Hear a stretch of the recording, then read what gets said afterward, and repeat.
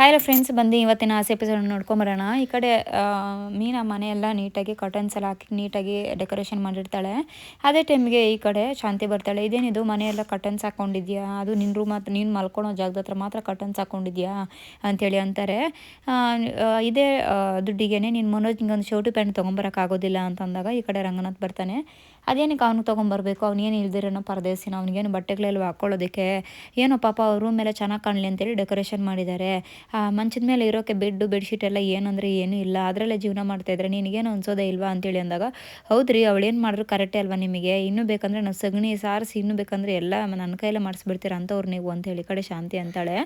ಅದೇ ಟೈಮ್ಗೆ ಈ ಕಡೆ ರಂಗನಾಥು ಪಾಪ ಅವಳಿಗೇನಾದರೂ ಒಂದು ಸ್ವಲ್ಪ ಜ್ಯೂಸು ನೀರು ಏನಾದರೂ ಒಂದು ಸ್ವಲ್ಪ ತಂದು ಕೊಡೋಗೆ, ಕೆಲಸ ಎಲ್ಲ ಮಾಡಿ ತುಂಬ ಸುಸ್ತಾಗಿರ್ತಾಳೆ, ಈ ಮನೇಲಿರೋ ಕೆಲಸ ಎಲ್ಲ ಅವಳೇ ಮಾಡಿರ್ತಾಳಲ್ವಾ ಅಂತೇಳಿ ಅಂದಾಗ, ಹೌದು ಹೌದು ಹೌದು ಕೊಡೋಣ, ನಾನೇ ಕೊಡಬೇಕು ಅಂತೇಳಿ ಅಂತಾಳೆ. ಅದೇ ಟೈಮ್ಗೆ ಯಾಕೆ ಕೊಡಬಾರ್ದು ಅಂತೇಳಿ ವಾಯ್ಸ್ ಬರುತ್ತೆ.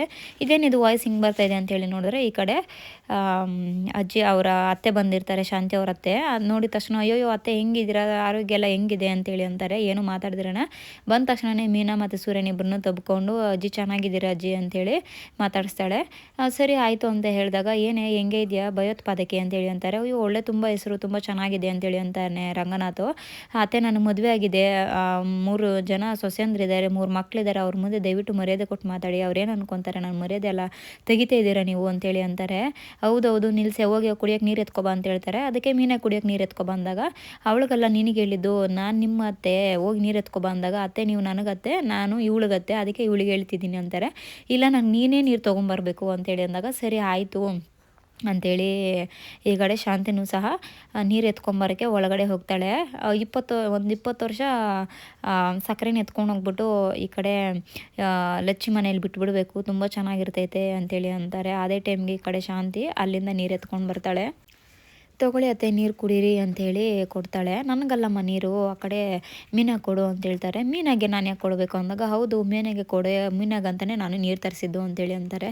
ಅತ್ತೆ ನೀವೇನತ್ತೆ ಅಂದಾಗ, ಹೌದು ಅವಳಿಗೆ ಕೊಡು, ತುಂಬ ಸುಸ್ತಾಗಿರ್ತಾಳೆ ಅಂತೇಳಿ ನೀರನ್ನು ಕೊಟ್ಟಾಗ ನೀರನ್ನ ಎತ್ತಿ ಕುಕ್ತಾಳೆ. ಈ ಕಡೆ ಮೀನಾನು ಸಹ ನೀರು ಚೊಂಬನ ಎತ್ಕೊಂಡು ಸುಮ್ಮನೆ ಆಗ್ತಾಳೆ. ಎಲ್ಲಿ ಇವಳು ಮೈಕು ಅಂತಂದಾಗ, ಅವ್ರಿಗೇನೋ ಒಂದು ಸ್ವಲ್ಪ ಕೆಲಸ ಇದೆ ಅಂತ ಹೋಗಿದ್ದಾರೆ, ಅದೇನೋ ಡಬ್ಬಿಂಗ್ ಇದೆಯಂತೆ, ಒಂದು ದಿನಕ್ಕೆ ಹೋದ್ರೆ 50,000 ಬರುತ್ತಂತೆ ಅಂತೇಳಿ ಅಂತಾರೆ. ಅದಕ್ಕೆ ಶಾಂತಿನೂ ಸಹ ಹೌದು ಅಂದ್ಕೊಂಡು ಸುಮ್ಮನೆ ನಿಂತಿರ್ತಾಳೆ. ಸರಿ ಆಯಿತು, ಬೆಳಗ್ಗೆ ನೀನು ಎದ್ದು ಸಗಣಿ ಎಲ್ಲ ಹಾಕಿ ಆಚೆಗಡೆ ಸಾರಿಸ್ಬೇಕು ಅಂತೇಳಿ ಅಂತಾರೆ. ನಿನ್ನ ಸೊಸೆ ರೋಹಿಣಿ ಇದ್ದಾಳಲ್ಲ, ಅವಳು ರಂಗೋಲಿ ಹಾಕಬೇಕು ಅಂತೇಳಿ ಅಂತಾರೆ. ನಾನು ಅಂದಾಗ, ಹೌದು ರೇ ನೀನೇ ಮಾಡಬೇಕು ಅಂತೇಳಿ ಅಂತಾರೆ. ಸರಿ ಆಯಿತು ಅಂತೇಳಿ ಈ ಕಡೆ ಸುಮ್ಮನೆ ಹಾಕ್ತಾರೆ. ಬೆಳಗ್ಗೆಗೆಲ್ಲನೂ ಪೂಜೆಗೆಲ್ಲ ರೆಡಿ ಇದೆ ಅಂದರೆ, ಹ್ಞೂ ಮತ್ತು ಎಲ್ಲ ಪೂಜೆಗೆ ರೆಡಿ ಇದೆ ಅಂತೇಳಿ ಈ ಕಡೆ ಮೀನಾ ಅಂತಾಳೆ. ಸರಿ ಆಯಿತು ಅಂತ ಹೇಳಿ, ನೀನು ರೆಸ್ಟ್ ಮಾಡು ಹೋಗಮ್ಮ ಅಂತ ಹೇಳಿ ಕಳಿಸ್ತಾರೆ. ಶಾಂತಿನೂ ಸಹ ಸುಮ್ಮನೆ ಹೋಗ್ತಾಳೆ. ಈ ಕಡೆ ಇವನು ಪೊಲೀಸು ಬರ್ತಾ ಇರ್ತಾನೆ. ಅದೇ ಟೈಮ್ಗೆ 2-3 ಗುಂಡಗಳನ್ನು ಸಹ ರೋಡ್ ಫುಲ್ಲು ಅವರೇ ಓಡಾಡ್ಕೊಂಡು ಬರ್ತಾ ಇರ್ತಾರೆ. ಅವ್ರನ್ನೇ ಫಾಲೋ ಮಾಡ್ಕೊಬಂದು ಈ ಕಡೆ ಪೊಲೀಸ್ ಏನಿರ್ತಾನೆ ಅವ್ರನ್ನ ಹೊಡೆಯೋಕ್ಕೆ ಶುರು ಮಾಡ್ತಾನೆ. ಅವ್ರನ್ನ ಹೊಡೆಯೋಕ್ಕೆ ಶುರು ಮಾಡಿದಾಗ ಅವ್ರ ಜಗಳದಲ್ಲಿ ಅವರೆಲ್ಲರೂ ಹಿಡ್ಕೊಂಡು ಪೊಲೀಸ್ನ ಹೊಡೆಯೋಕ್ಕೆ ಶುರು ಮಾಡ್ತಾರೆ.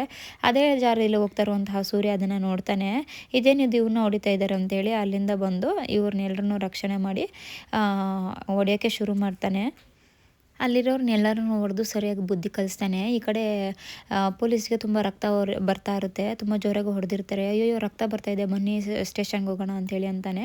ಬರ್ದಿರೋನೇ ಸೈಲೆಂಟಾಗಿ ಸೂರ್ಯನ ಗುರಾಯಿಸ್ಕೊಂಡಿರ್ತಾನೆ. ಅದೇ ಟೈಮ್ಗೆ ಸೂರ್ಯ ಓಡೋಗಿ ಕಾರಲ್ಲಿರೋ ನೀರನ್ನು ತೊಗೊಂಬಂದು, ತೊಗೊಳ್ಳಿ ನೀರಾದರೂ ಕುಡೀರಿ ಒಂದು ಸ್ವಲ್ಪ, ಬನ್ನಿ ಹಾಸ್ಪಿಟ್ಲಿಗೆ ಹೋಗೋಣ ಅಂತ ಅಂದ್ರೂ ಸಹ ಸೂರ್ಯನ ಗುರಾಯಿಸ್ಕೊಂಡು ಈ ಕಡೆ ಪೊಲೀಸು ಸೂರ್ಯಗೆ ಯಾವುದೇ ರೀತಿಯಾದ ಒಂದು ರೆಸ್ಪೆಕ್ಟ್ ಕೊಡ್ದಿರ, ಸೂರ್ಯನು ಮಾತಾಡ್ದಿರೋನು ಸಹ ಅಲ್ಲಿಂದ ಹೋಗ್ಬಿಡ್ತಾನೆ. ಸರಿ ಆಯಿತು ನಾವೇನಕ್ಕಪ್ಪ ಬಂದ್ರಿ ಇವನ ಹತ್ರ ಅಂತೇಳಿ ಅವನು ಸಹ ಬೈಕೊಂಡು ಹೋಗ್ಬಿಡ್ತಾನೆ.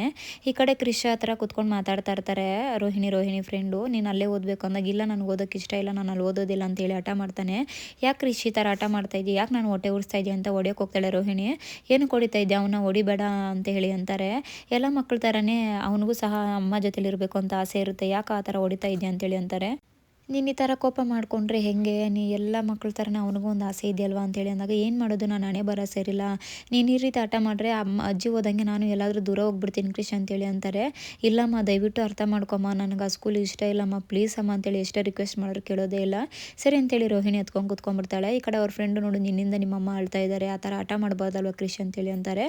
ಸರಿ ಅಮ್ಮ ಆಯಿತು, ನಿನಗೋಸ್ಕರ ನಾನು ಅಲ್ಲೇ ಇರ್ತೀನಮ್ಮ ಅಂತೇಳಿ ಅಂದ ತಕ್ಷಣ ಈ ಕಡೆ ರೋಹಿಣಿಗೆ ತುಂಬ ಖುಷಿ ಆಗುತ್ತೆ. ನನಗೆ ಕ್ಷಮಿಸು ಕಂದ, ಸಾರಿ ಕಂದ, ನನ್ನ ಪರಿಸ್ಥಿತಿ ಅರ್ಥ ಅರ್ಥ ಮಾಡ್ಕೋಕಂದ ಅಂತ ಹೇಳಿ ಈ ಕಡೆ ಕೃಷ್ಣ ತಬ್ಕೊಂಡು ಮುದ್ದಾಡ್ತಾಳೆ. ಸರಿ ಅಮ್ಮ ನಿನಗೋಸ್ಕರ ನಾನು ಅಲ್ಲೇ ಓದ್ತೀನಿ ಅಂತೇಳಿ ಕೃಷು ಸಹ ಒಪ್ಕೊತಾನೆ. ತುಂಬ ದಿವಸ ಈ ನಾಟಕ ನೀನು ಮಾಡೋಕ್ಕಾಗಲ್ಲ ಅಂತೇಳಿ ಅವ್ರ ಫ್ರೆಂಡ್ ಸಹ ಅಂತಾಳೆ.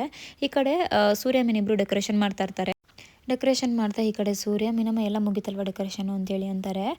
ಎಲ್ಲ ಆಯಿತು, ಎಲ್ಲ ಕಾಪಾಡಿದೆ, ಆದರೆ ಯಾಕೆ ಹೋಗಿ ಕಾಪಾಡ್ದು ಅಂತ ಅನಿಸ್ಬಿಡ್ತು ನನಗೆ. ಆ ಥರ ಬೇಜಾರಾಗೋಯ್ತು. ಏನಕ್ಕೆ ಆ ಥರ ಕೋಪ ಮಾಡ್ಕೊಂಡು ಹೋದ್ನು ಅಂತ ಗೊತ್ತಿಲ್ಲ ನನಗೆ. ಆದರೆ 5 ನಿಮಿಷ ನನ್ನ ಜೊತೆ ಮಾತಾಡ್ಬಿಟ್ಟಿದ್ರೆ ನಾನು ಕಾರ್ಗೆ ಹಂಗೆ ನೀರಾಗಿ ಹೋಗ್ಬಿಡ್ತಾ ಇದ್ದೆ, ನಾನು ಮಾತಾಡ್ಬಿಡ್ತಾ ಇದ್ದೆ. ಏನು ಕೋಪ ಮಾಡ್ಕೊಂಡೋದ್ರು ಅಂತ ಗೊತ್ತಾಗಲಿಲ್ಲ. ನೀನು ಯಾವುದೇ ಕಾರಣಕ್ಕೂ ನೀನು ಫೋನ್ ಮಾಡಿ ಕನಕಾಗೆಲ್ಲ ಹೇಳ್ಬೇಡ. ಸುಮ್ಮನೆ ನಾವು ಹೇಳಿದ್ರೆ ಕನಕಾಗೆ ಹೇಳಿದ್ರೆ ಅವನು ಕನಕ ಹತ್ರ ಕೀಳಾಗೋಗ್ಬಿಡ್ತಾನೆ. ನಮ್ಮಿಂದ ಅವನು ಆ ಥರ ಆಗೋದು ನನಗಿಷ್ಟ ಇಲ್ಲ. ಯಾಕೆ ಬೇಕು ಸುಮ್ಮನೆ, ಅವ್ನು ನನ್ನ ಜೊತೆ ಮಾತಾಡೋಕ್ಕೆ ಇಷ್ಟ ಇಲ್ಲ ಅಂತ ಅನ್ಕೊತೀನಿ ಅಂದಾಗ, ಇಲ್ಲ ರೀ ಅವ್ರಿಗೇನಾದ್ರು ಬ್ಯುಸಿ ಇರ್ಬೋದು, ಅದಕ್ಕೆ ಯಾಕೋ ನನ್ನ ಜೊತೆ ಜಾಸ್ತಿ ಸಂಬಂಧಗಳೇ ನಿಲ್ಲೋದಿಲ್ಲಲ್ಲ ಅಂತ ಅಂದಾಗ, ಇಲ್ಲ ರೀ ನಿಮ್ಮ ಜೊತೆ ಫ್ರೆಂಡ್ಶಿಪ್ ಮಾಡೋ ಒಂದು ಅದೃಷ್ಟ ಅವ್ರಿಗಿಲ್ಲ ಅಂತ ಅಂದ್ಕೊಳ್ಳಿ, ನೀವೇನು ತಲೆ ಕೆಡ್ಸ್ಕೊಳಕ್ಕೆ ಹೋಗ್ಬೇಡಿ ಅಂತಾರೆ.